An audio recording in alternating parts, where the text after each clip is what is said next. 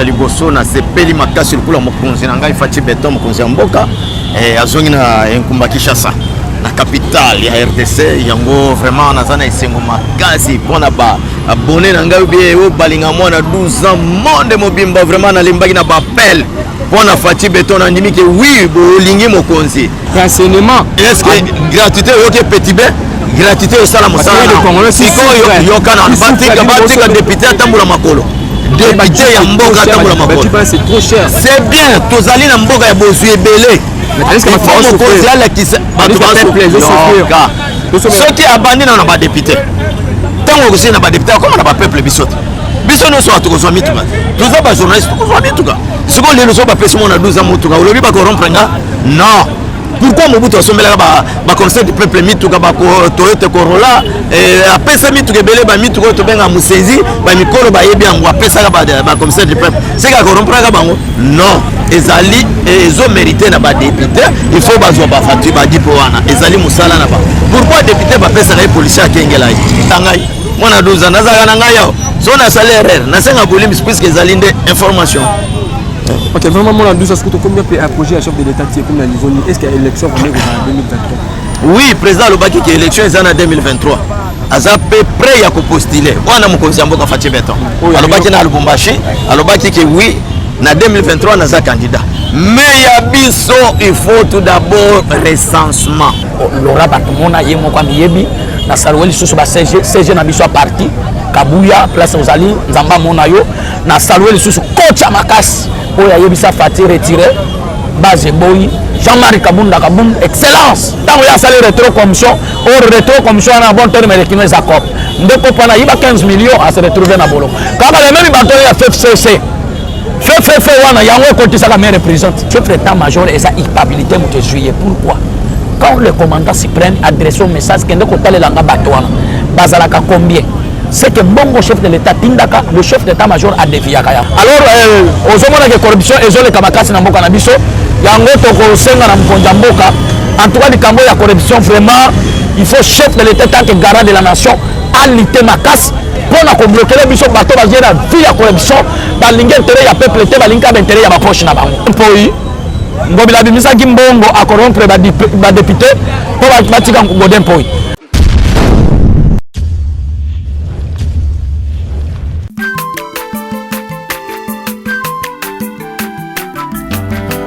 Mwana motote boa kosangai abongwa ni pete boa wangata Nzambe ya le Nazarien le Nazarien le Nazarien le Nazarien bana kitoko koma mukondima atako babakola ke mafuta na musakolima lelo ya yobolingo bateli le Nazarien Lipamboli uyemona na katempeni mama kandelobi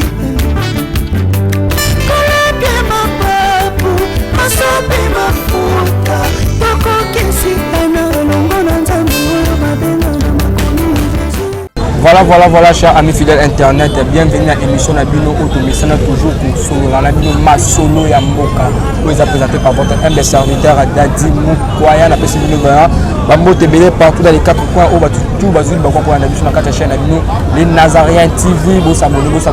D'abord, merci Naemo, d'abord, Maman Tiffany pour la chance au PC canal, la chaîne des Nazariens TV, Bambo Tebele. Après aussi, un grand merci Nayomo, Alain Ampanzi, à Région, après aussi, Mode Nayomo, Yves Bambo Tebele oza sima caméra lelo vraiment masolo ya mboka neto mesana ko beta na bino loko soani par rapport à masolo mboka par rapport à actualité politique aux se passer avant na présenter bino invité na ya mikolo yo Kabila Moïse baké ko rendre caméra visite na prison Zoé Kabila pe akene ko rendre caméra visite na prison to beta pe affaire o to benga un coup d'état militaire to haute trahison ya chef ya major Mbala na mpanzi ya Est to beta pe masolo ozo circuler ba bika non chef de l'état a commis a combattre d'abord de ba anti valeur ba corruption mais chef de l'état mo pe a commis ko corrompre ba député na ba jipo a sombeli ba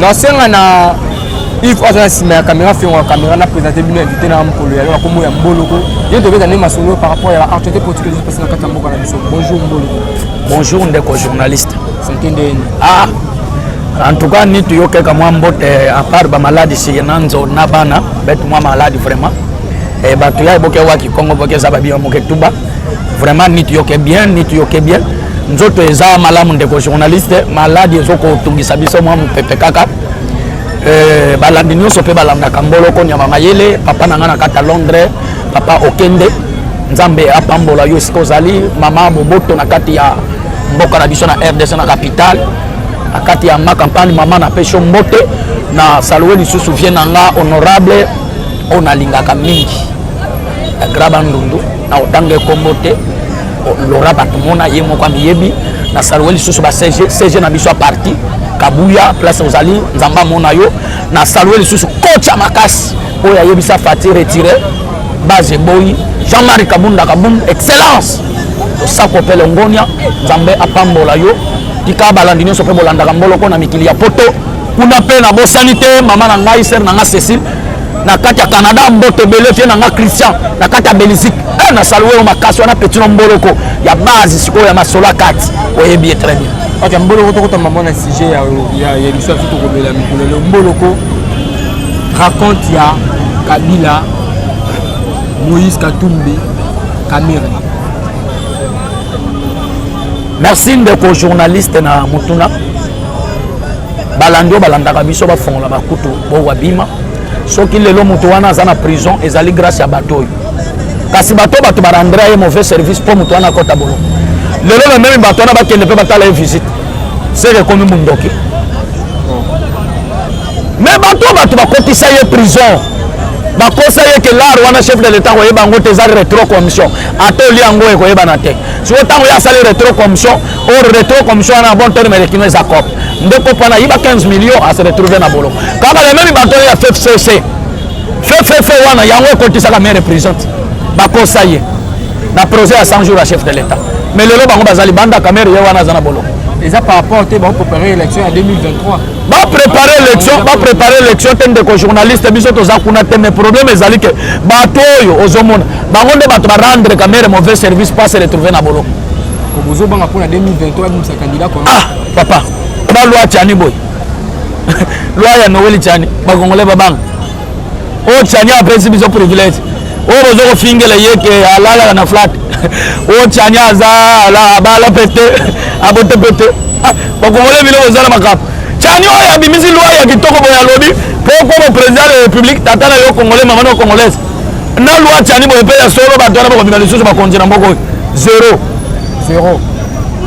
papa quand il y a Zoé n'a qui n'a rendre Vital Kamere visite la prison bon on dit Zoé attaque ke ko tala Kamere kasa za noko na eti oh ah bon oui ya za mwana kasi Kamere za noko oncle ba yiba pembongo ya oyo ya 100 jours ya projet chef de l'état na Jamal na Kamere bali mbongo na basoweti ndeko to ko blake te na mboka soki lelo Zoé ke ya ke ko tala Kamere biso ba congolais engagé biso nani mais bato wana bango bato basala ke lelo Kamere akoma na prison Kamere lelo akangama pe bango bato ba rendre mauvais service ayiba 15 millions de dollars américains pour le peuple congolais en social à Corée c'est folie.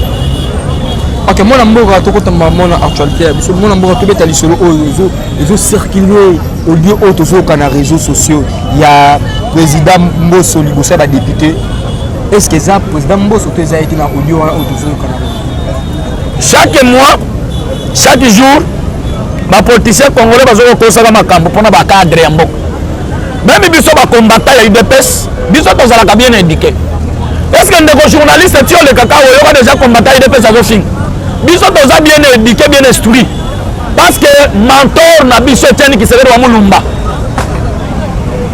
un docteur en droit al éduquer biso très bien comment gérer le pays, comment faire la politique. Biso toza n'importe quel individu n'y en sauté. Nous sommes des gens qui ont raisonné. Quand vous avez une question, et l'on a un épinglé. Kolanda bodio wana te, wana za ko salir personnalité ya président Mbosso Kodiapanga. parce que Mbosso parmi bato baza na vision bazo soutenir Mokonzi Mboka na baction ya malamu Mbosso aza na kati parce que banda à l'époque Mbosso ataka ba député provincial oya Nord Kivu ayebisa bango ke makambo ya est soki bino pe boza na kati botika yango banda wana bato comme ba député nyonso to ba comment combattre président Mbosso Kodiapwanga mais avec Dieu Mbosso Kodiapwanga ozala kimia ta ko sala musala jusqu'au bout Esaïe wana eza mensonge mon frère eza mensonge. Ok, vraiment mon amboka to beta affaire il y a corruption. Babi corruption bino bota liboso chef de l'état président de la république azo tele la corruption. Ba lobi même chef de l'état yé mo comme ko corrompre ba député na ba jeep oyo asombeli bango azo corrompre ba député. Mboka tonda kita. Bino mkolonios ko finga la chef de l'état. Mkolonios okeyo to sokola. Au salut salutaire au le chef de l'État. Non, on ne peut pas blaguer avec un garant de la nation. Balobie, les colons ont menacé l'État. Toute autorité vient de Dieu. Il faut respecter les garants de la nation. Parce que celui, le père de la nation, c'est Fatih Beton. Il faut le respecter. Il y a un chef de l'État, il y a un chef de l'État, il y a une publicité. Mais ce qui est fondé, il y a 18 ans, il y a un salaire. Toyoka ba discours à 18 ans ya lokuta ba 500e il le monanate mais na ba discours erenia 500e monanate oui mais awa bisa ba yebisi yo tangai ba yebisi biso gratuité na discours de salami bana bazo tango fele ba yebisi biso este bitumbe ko sila lelo esili botika ko sila Mokonzi Mboka biloko pamba pamba wana soki ozangi arigima kanga monoko tala baction yo chef de l'état azosala tobetele maboko soki ozongi bokobetela Mokonzi Mboka maboko te oza ndoki parce que biloko chef de l'état azosala papa il faut l'encourager papa totika masongo wana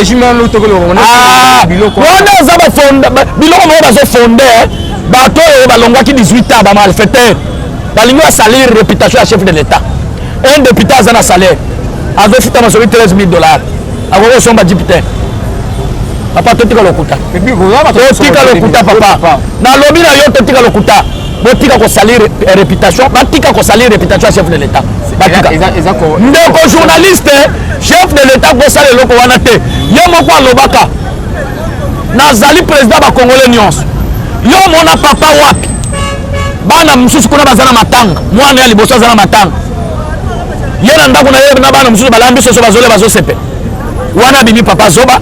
Or président Félix aza papa Marco Nate.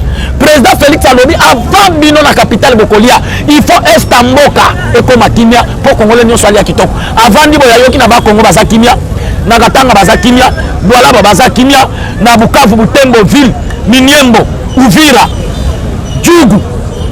Ayoki baza Kimia, ndo moni Mokonzi Mboka bitumba zo bunda alingi Estamboka na ye ezwa Kimia pour le lope social evanda papa du départ ya président na est kolongwane est bitumba sala nesi wana eza masonge est-ce que président Chazongi lokuta moni ndenge bakosa Mokonzi Mboka lobeka kosala 10 jours mais na 10 jours na lobi bitumba ezate papa totika mas tala est na minute oyo soki meki kofinga Fati bakoboma yo bakobomayo toke sikola ngambo ya mpaza est tobengango coup d'état militaire ou bien haute trahison. C'est la haute trahison. C'est la haute trahison. Yoka question là malam. Chef d'état-major général Mala. Akosi président Fati pour na basoda ou na bazana frontière est bazo futa na bien. Tobengango ezali haute trahison parce que après ça qui effectif oyo président de la République tango a vérifié ezali bongote donc à trahir le chef de l'État.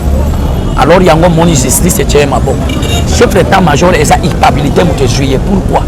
Quand le commandant suprême adresse un message kende ko talelanga batwana bazalaka combien? C'est que bongo chef de l'État tindaka le chef d'état-major a dévié yango.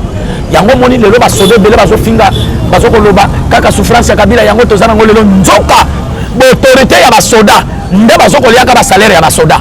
Ndo moni soki chef de l'État tindika buta pata bango ba ko dévier. Si quand tango chef de l'État tindi vérification va vérifier les sous. Ba ke ko mon effectif leki oyo ye alobaki. Ndo moni pe justice tie maboko. Ça c'est la haute trahison. Général Constitution Zoloba soki Mokonzi Moko ya armée soit chef d'état-major azui armée ya libanda continue effectif ya mboka à cause du commandant suprême ezali violation ya constitution c'est la haute trahison yango moni lelo soki pe mokonzi ya mboka ateki mabele ya mboka tobengi yango la haute trahison yango moni chef d'état major mbala asali haute trahison mpona biso nde omoni mpe justice etie maboko ce n'est pas le problème du chef de l'état il faut général mbala aza arrêté oui mais tozwi information ki aza arrêté mais tozo koprécise yango nano te tolobeli oyo biso toyoki mais avec vérification soki akozala bongo ngai na koencourager justice parce que général mbala chef d'état major asali haute trahison il faut bakanga ye soki akozala bongo ce n'est pas mauvais. Ce n'est pas mauvais. Oui, oui. À tout ça, à chaque fois quand on a armé la biso de Bamisara va infiltrer. Tu vois qui dernièrement va infiltrer votre cause à l'armée RDC. Le lot tout le monde sous général sous quoi même c'est que yéon pas nous ça va infiltrer. Bon mon frère, il faut que notre pays est englobé par des Rwandais, des Ougandais, des Zambiens. Moke ezalaki entouré na ba Rwandais na ba Zambiens na ba Ougandais.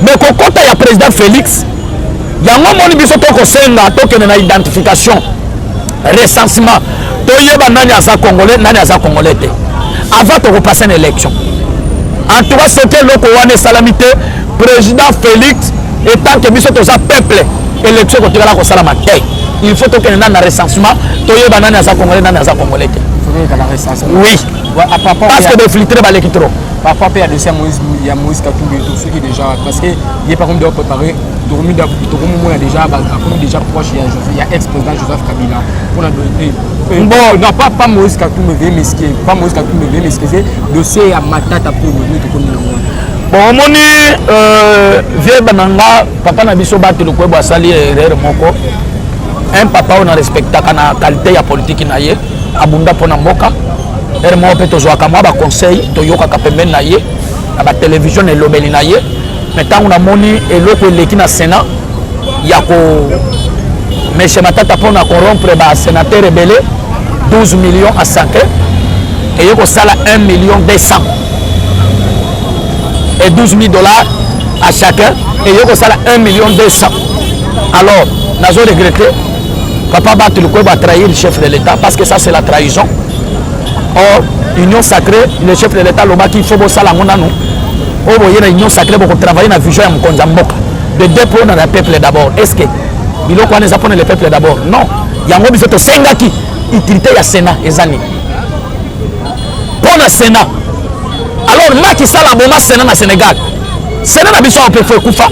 Steve Mbika, il a raison. Mais mon frère, il a raison. Il a compris son travail. Non, monsieur Batel Kobo. Oui, à corrompre, oui. Ndenge, dans l'Assemblée provinciale de Salamaki, départ, il y a Godin Poyi. Ngobila Bimisa Gimbongo à corrompre les députés pour bâtir Godin Poyi. Alors, aux hommes de corruption, ils ont les Kamakasi Namboka Nabiso. Il y a un autre Senga Namkonjamboka. En tout cas, le Cambodge, la corruption, vraiment, il faut chef de l'État tant que garant de la nation à lutter ma casse pour bloquer les bisous bateaux basés dans la vie de corruption, dans l'intérêt du peuple, dans l'intérêt de la poche. Ok, vraiment, moi, je suis vraiment comme un souka et émission, Boloko Nyamaïle, le banon, il y a ce que par rapport à tout autre chose. En tout cas, nous avons lancé un message pour monsieur le gouverneur Jean-Teni. En tout cas, monsieur le gouverneur, n'a pire respect. Moi, j'attaque personne. Je n'attaque la personnalité à monsieur le gouverneur Ngobilate. Kabambari au Kangi Batol place en tout cas Longolango, monsieur le gouverneur. La situation comme une appel banda kwa bato bazolala. Monsieur le gouverneur vraiment biloko wana tozanango contre. Tozali contre na situation bozoko tonga. Et puis monsieur le gouverneur qui me peut toti le succès nango toyebaka te ekufa ezali. Monsieur le gouverneur tozosenga na yo qui me peut tezonga po misala esalama. Merci na balandi nyonso bolandaka ngai papa Jacques na kati ya Katanga na pesho mbote na zongeli susu mbote na papa nanga okende na kati ya Londres. Maman nanga boboto na kati ya makampani na capitale ya Kinshasa. Nzambe apambola bino bato nyonso pe bolandaka mboloko nyama mayele na saluer ba président nyonso parlementaire debout o bolandaka collègue na bino mboloko nyama mayele. Nzambe apambola bino numéro ya téléphone ya mboloko nyama mayele plus 200 43 090 39 366 59 plus 243 090 39 366 59. Ce que vous avez vendaki en tout cas santé zamala moté bapang na beta bandundu bapang na beta ba Congo bapang na beta kidiofa bapang na beta este bapang nyonso même bayai bekele na batetela kuna vraiment na bola na beta na loja mume pesa benu mbote kibeni beto soutenir Fati Beton samu yake pang na beta bola mtutu ya bola mwana bola mutu ya kusabenu ve Fati Beton Fati umela Fati ngege pang na beta sala gisalu pila mebingila mutu mutina ve gisalu mebanda. Ok, moi, je suis parce que Dieu a 3 personnes. C'est déjà c'est 2023 de ma campagne. Ah, 2023 na loi ya Noël Tchania bimisi loi. Moyo yabite loi ya Tchania ba ke ko tsango déjà na parlement tukali ba voter. So ba voter parce que papa no yabisi yo ba zo voter. Loi ya Tchania ezala appliquer. Bandeko Tchania yo bofinga yo ya za fazero alala ba msusu ba lobi. Tchania alala soki na flat. Ah, bandeko boza bandoki bino. Tchania po bimisi loi nde akomi ko lala na flat ya aza. Au moins, il y a des amis qui ont fait bundoki. Vraiment, nous sommes arrivés à la fin de notre émission. C'était votre humble serviteur Dadi Moukoué. La paix partout dans les 4 coins du monde. La paix d'abord Moko, Maman Tiffany, merci vraiment pour la confiance au PC. La paix sur Moko Alain, Oazana Régime, la paix sur Moko Yves, Oazana Sima Caméra. Dans le jeudi Botama et l'âme de mon frère Ezerka et Mister Cop. J'ai dit Makambu, joyeux anniversaire et puis Botama et l'âme Ezerka et Mister Cop. Et moi avec vous, on se retrouve à la prochaine. Bye. Affaire, il y a président Mbosso. Audio on a eux circulé. Doyo ka voir le président Mbosso. Est-ce que ça y est deux ça y est? Peut-être sous ma solo babi que chef de l'État Félix Tshisekedi a combattre pour la corruption. Mais il y a moi comme corrompre les députés. Par rapport à la Jeep auto monde dans les réseaux sociaux, qui na Jeep pour les députés, même si sur le non, il fallait mbongo wana bazo souffrir, il faut investir en milliers pour payer ça ba député ba Jeep ya cher mbongo.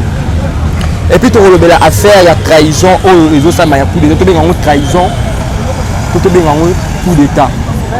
Il y a général major Mbala au na kati ya niveau ya est pour na ba militant. Ok, je suis passé dans cette émission là, moi j'ai invité dans la Corée, nous avons dit par rapport à l'actualité politique qu'on a trouvé ça bien, on a présenté nous invité dans la Congo, il y a Pasta au bon message toujours au Nandaï. On sait qu'on a Yves Oza si la caméra, nous avons la caméra, nous avons invité dans la Congo. Bonjour Pasta. Bonjour papa. Santé bien. Kimia. En forme. Makasi. Moi le ballon j'ai dit par rapport à bateau basu cher sur la na kati ya Nazareth. Non, na sepeli ya liboso na sepeli makasi kula mokonzi na ngai Fati Beton mokonzi ya mboka. Azongi na Nkumba Kinshasa na capitale ya RDC yango vraiment nazana esengo makasi pona ba abonné na ngai bien o balinga mwana 12 ans monde mobimba vraiment na lembaki na ba appel pona Fati Beton na ndimi ke oui bolingi mokonzi lokula mokonzi tomone na kati ya Kinshasa. Félicitations na Nzambe ya likolo to zongisi matondo ebele pa ya Nzambe to komisi kolo Nzambe puisque balobaki a commerce ya zongi to moni ya na kati ya Kinshasa na biso yango vraiment na zongisi la Nzambe merci mingi ya batela Fati Beton ya muna kota na makambo politique ba abonné na ngai ou bien bato balinga mwana 12 ans na pesi bino mbote bele lokula papa Damas Balambu na kati ya Angleterre et mama Kaindu Ndumbi na kati ya Canada mama Katipe Ndumbi na kati ya Canada ba mbote bele na posanité. Hey, Olivier Moulamba mutu alingaka mwana 12 ans makasi azali wapi azali na aéroport ya Paris na kati ya France. Olivier Moulamba na aéroport ya Paris na France bambote bele bozai bele télévision zangonga bozela boyo kaka piano na mituna baza kutuna yango na sepela na bato balandaka Congo, ba Congolais pour avoir des informations en Bagana Bango. Ok, merci vraiment. Parce que tu as maman si j'ai campagne, tu as dit solo ya lelo. Donc coup d'état, tu bien coup d'état militaire, to haute trahison pour la chef d'état-major général Mbala, na niveau ya est. Oui, pour na ngana zo benga coup d'état té. Li solo o ngana yebi ezalaki et chef d'état-major Mbala Mozese batu na basoda nde bazole la kimbongo oyo ya kopesa basoda ezalaki kokoka te nde yango wana makanisi yeke mbala mozese bakochange ye soit bakolongola ye fonction place azali bapesi ye fonction mosusu soit akotikalaka général nde eloko mwana 12 ans nayebi mpona coup d'état bakosala ye ya koboma oyo ya kosala nini te tokotia commentaire ou bien tokoloba biloko ya lokuta te na koloba eloko oyo nayebi ke wi soki kochange bakochange général mbala mozese na place azali kochange c'est-à-dire kolongola ye fonction kotinda ye place mosusu mais nde eloko nga nayebi yango wana na mokuse nde oyebi yango wana kolongola ye kochange parce que par rapport eza ya mamambongo oui c'est que général mbala a détourné mbongo a détourné te balobi ke salaire oyo azalaki kopesa basoda ezali yango te nde makelele wana bruit wana ebimi mais ya coup d'état nayebi yango te ya coup d'état nayebi te est-ce que ya général mbala bakangi ye to te non bakangi ye nano te ngai yanga information na vérifie namoni ye bakangi te aza libre soki bakangi nayebi ke bakangi na koloba mpe bakangi omoni ngai bato ebele balandaka ngai nakopesa information ya lokuta te nakopesa information nayebi te puisque nazali mpona kolanda information soki bakangi mbala mozesi na vérifie namoni ke oui bakangi général nakoloba puisque mosala na ngai eza ya koloba ta ye général ayebi ke mwana 12 ans mosala na eza ya koloba nakobomba te neti okiki ya trahison coup d'état mpanza est eza kimia est eza kimia président auti kuna oyo toyoki yango nayebi so ntango na overfie nde na koloba oyo toyoki ke nsima ya président bandongolo miso nde bakotaki nsima kolungwaka président pa nsima na ye bandongolo miso bakotaki mais président mpe alobi tokolemba bango te tokotika te tokosilisa bango nyonso nde eloko nayebi yango wana kolungwa ya président nde mobulu etikali kosala. Ok, merci vraiment tobeta faire d'abord ya matata mponyo tokomi na dossier ya matata mponyo. Oui, matata mponyo nazoyebisa bato to balanda ba peuple congolais ou bien balanda Congo que matata mponyo seria yibaki mbongo azalaki ministre, premier ministre, azalaki sénateur te. Sikoyo eloko ezali ke matata mponyo ba couvrir na ba sénateur qui aza sénateur mais article oyo bengami 107 elobi boye ba couvrir mutu soki azali en fonction. Mais matata mponyo période ya yibaki mbongo azalaki sénateur te azalaki premier ministre yango wana likambo emati na cour de cassation na cour constitutionnelle il faut ba appliquer article wana po bayeba ndenge akotia matata mponyo maboko na mikaba na ye po azongisa mbongo ya bakongolais amatakita bakokanga ye puisque mbongo eyibani eyebi mais oyo tozoloba mutu abebisi dossier ou bien mutu abimi fol bitre ezali bachi lukwebo na minute wala kisifasi na ye puisque monde mobimba basiliki na eloko bachi lukwebo asali wana oui ye comme président eza eloko ya élection non asali musala te eza payé te eza ba sénateur mais ye aza président est-ce que eloko wana eza eloko ya kosala élection ezalaki eloko ya bachi na ba sénateur bavandi basololi tolongola immunité ya ndeko oyo azongisa mbongo ya ba peuple congolais 285 millions ya bukangalonge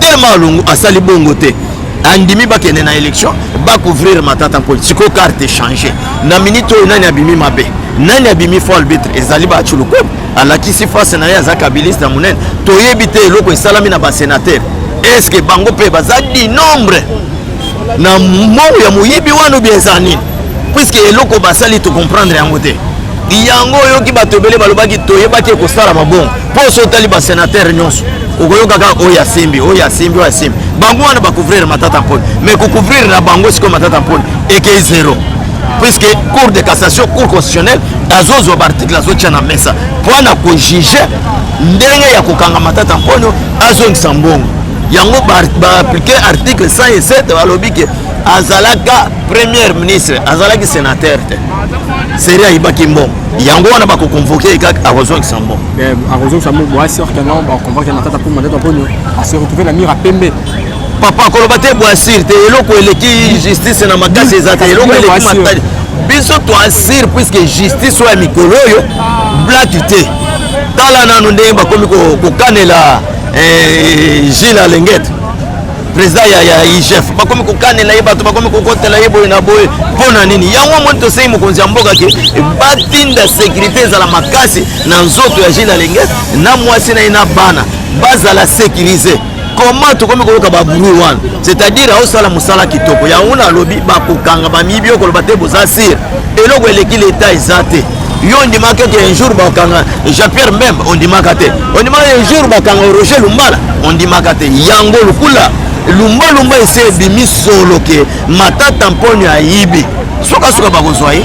Ok, moi en mboka tout est affaire ya oyo ils ont circulé ba bi alors chef de l'état président de la République Félix Antoine Tshilombo président o azo combattre azo boya corruption na kati ya mboka mais ba bi ke yemobo comme de corrompre ba député na ba jiko to mo na ba réseaux sociaux. Oui, merci papa. En tout cas, félicitations pour Mutuna Kitoko. Ba député pour ya Mobutu tuza ko bengango, ba commissaire du peuple, ba commissaire d'état, boye na boye. Est-ce que kopesa ba député mituka e bandi na fachi? Est-ce que kopesa ba député e ba dona bango puisque député faut azala na mutuka. E bandi na fachi beton wana za corruption to ana élection te. Tout ça na mobulu te ba député ba sala musala na bango. Mokonzi ou bien gouvernement et sombi mituka ndenge basombaki mituka ya Transco kwa yesonga ba peuple congolais yango mokonzi asombaki pe mituka ya basoda sikoyo korompraki pe basoda puisque ba mituka biso muso yaki ya basoda tomonaki yango ebele ezali awa mituka sombelaki basoda sikoyo korompraki so basoda ezali mituka sombi mpona kopesa don na député akotambola makolo te soki olandi monde mobimba député asombaka eloko te député bapesaka ye chaque samedi député azwaka biloko ya kolia oyo babengaka na portugais bolai azwa kango yango moni mokonzi asombeli ba député mituka mpona kopesa bango eza te ke akorompre na nini makelele eza te nini eza te akorompre bango président asombeli ba député mituka akoki koinvestir yango te na même na gratuité ya ba renseignement. Est-ce que gratuité oyoki petit be gratuité osala mosala sikoyo yokana batika député atambola makolo député ya mboka atambola makolo c'est trop cher. C'est bien tozali na mboka ya bozwi ebele mokonzi alakisa bato soki abandi na badéputé ntango okosili na badéputé akoma na bapeuple biso nyonso bato kozwa mituka toza bajournaliste tokozwa mituka sikoyo lelo so bapesi mo na 12 ans motuka olobi bakorompre nga non.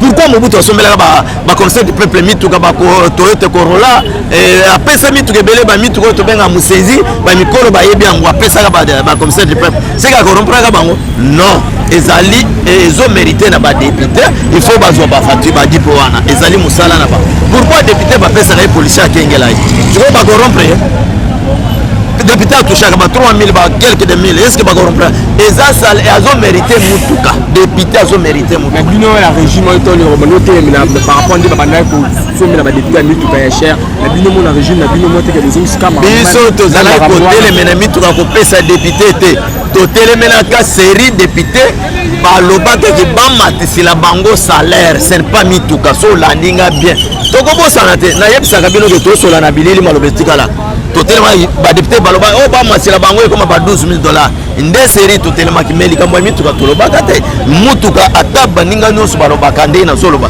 député il faut ba pesa mutuka député ko tambola makolo te eza corruption te ezali mituka basombeli ba député cher.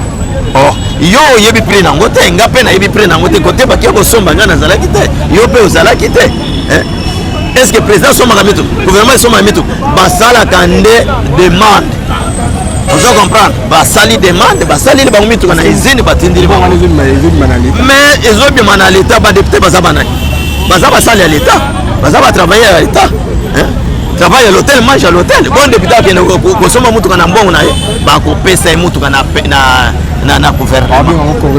Non, c'est pas corruption, mutuka ya zolo ba corruption a ebi le côté ata bato balandanga na poto ba ko benga bino ba ko tuna bino. Ba député ba méritaka mituka ba cadeau na bango ya mituka. Ok, merci vraiment mon amour. On continue toujours. Bah, audio moi circuler dans les réseaux sociaux.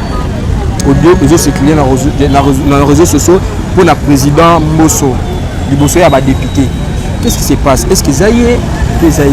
Batika Mbosso avant. Mbosso akangi mutute Mbosso a bombi mutute, Mbosso a délivré mutute. Mbosso a lobby ba député mibale wana ba kende kondima na justice.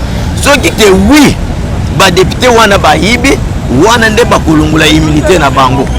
Sikoyo audio ekotambula na Mbosso eske bayoki Mbosso ayibi? Mbosso ayibi te, bureau d'âge ayibi te. A lobby ke ba député ba kende kondima na justice.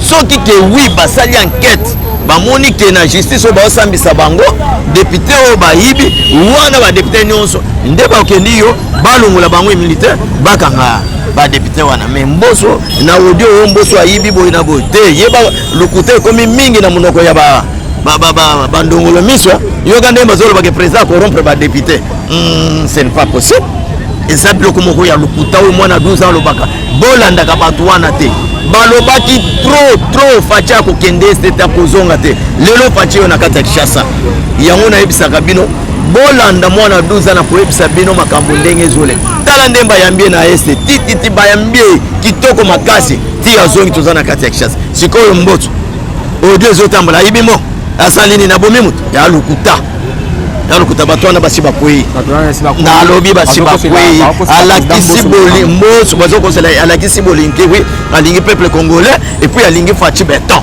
alandi vision ya chef de l'état lokula mwana bato andimi ke ba député bakende kosamba ndekanda nyonso wana ya ba audio wana ya biloko lokuta ah oui eza président Mbosso te ya Mbosso te balandi longo qu'est-ce que eza euro soki ye na koya lisusu koloba ke oui parce que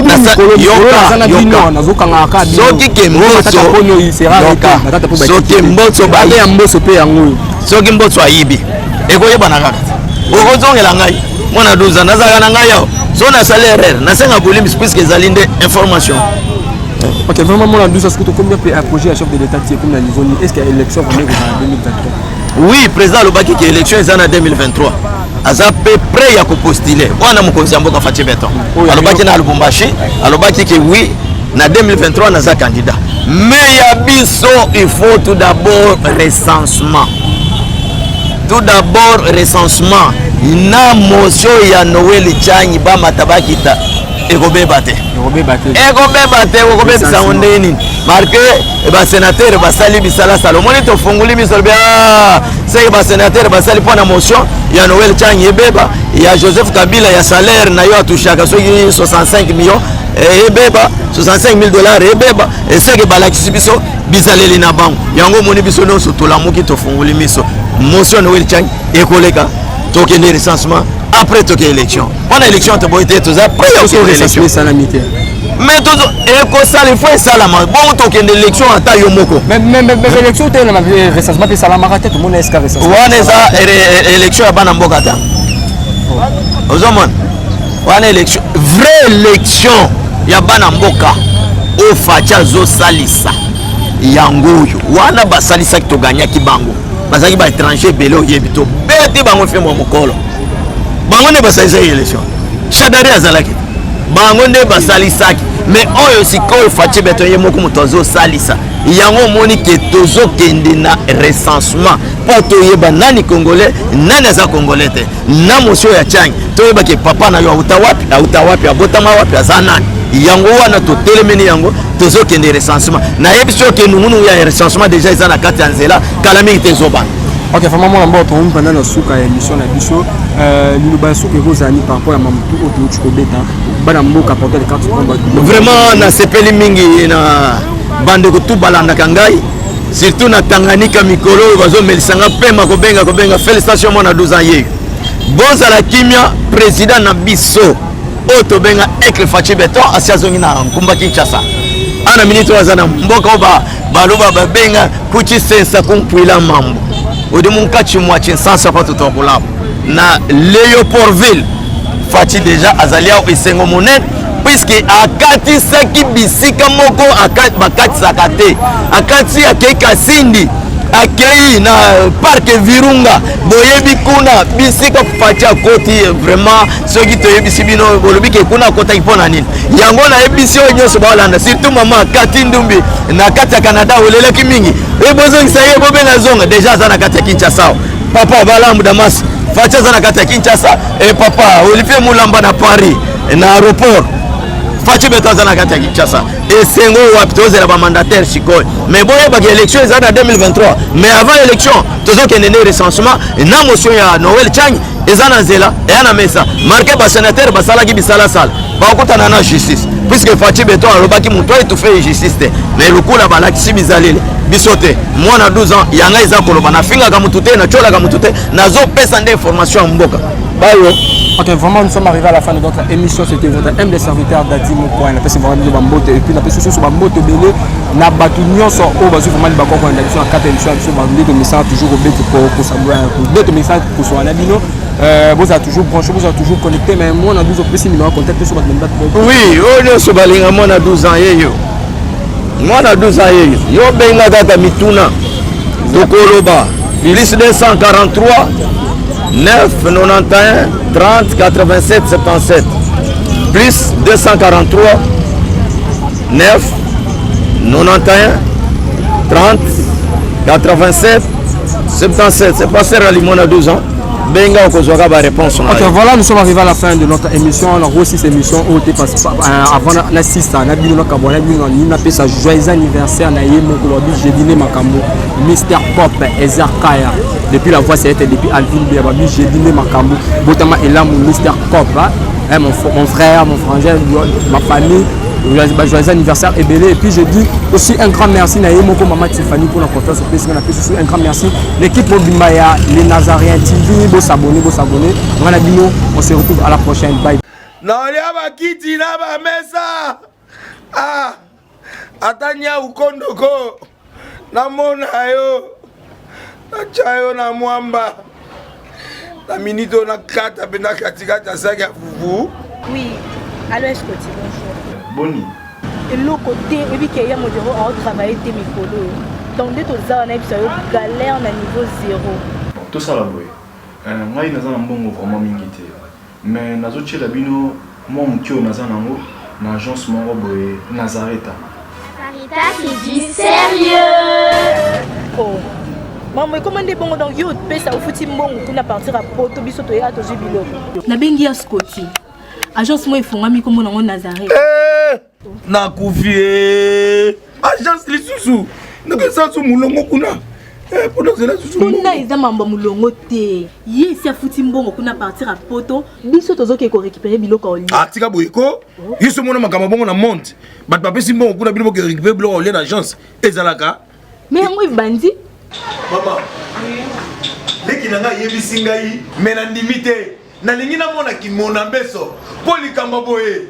Na monde na ne salamate. Mama yebisa ngai. Ba pesi mbongo kuna biso to récupérer biloko kolia awa. Ya solo boutique Nazareta. Ezali boutique où ezali à distribution de produits alimentaires. Ah! Nasali poto sunga bandeko oyo même ba oyo bazana na peu de ressources. Comme nous avons été à niveau à Kinshasa, même avec un petit rien. Donc, à partir à $10, $15. Donc, si vous avez un bon côté, nous devons nous apporter au Sunkayo, à Ozuka Bilogolia. Eh, Maman Nazareth, Tanzamba Pambola, Bakse Mikole Bele, Awa Nasena Mokili. Et bon, Awa Tuzawa, Potoyeba, adresse à Awa. La boutique Nazareth a été ici à Kubungate, Toza Sir, avenue Monkoto numéro 1, direction Elengesa. Face à face na église catholique Saint-Vincent. Ah, direction Elengesa, Monkoto numéro 1, à face à l'église catholique Saint-Vincent. Ah, Saint-Vincent de bon numéro de téléphone, vous en avez déjà, vous en avez on a 3 numéros pour Paris, vous en avez un numéro pour la Suisse, vous en avez un numéro pour la Suède. Ah! Non. Nazareta. Nous allons la Congo Sili. Julia, nous allons kangisa kia fufu. Eh, ya modé, yo bandika na fufu. Oui, pour la Nazareta, dans le système Mbimbi, dans Bongo Shingo. Bon, ok. Vous allez Silio. Sarita qui dit sérieux.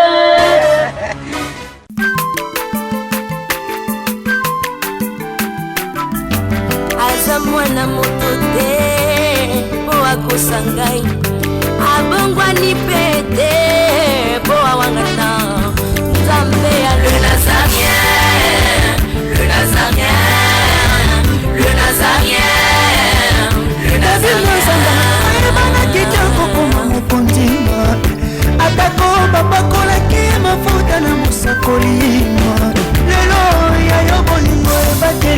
Nazareth lipamboli oyo emonanaka tembeni mama kandelobi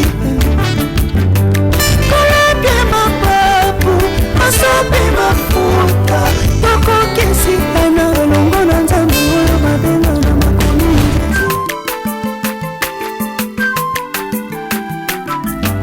aza mwana moto te po akosa ngai abongwani pete po awangata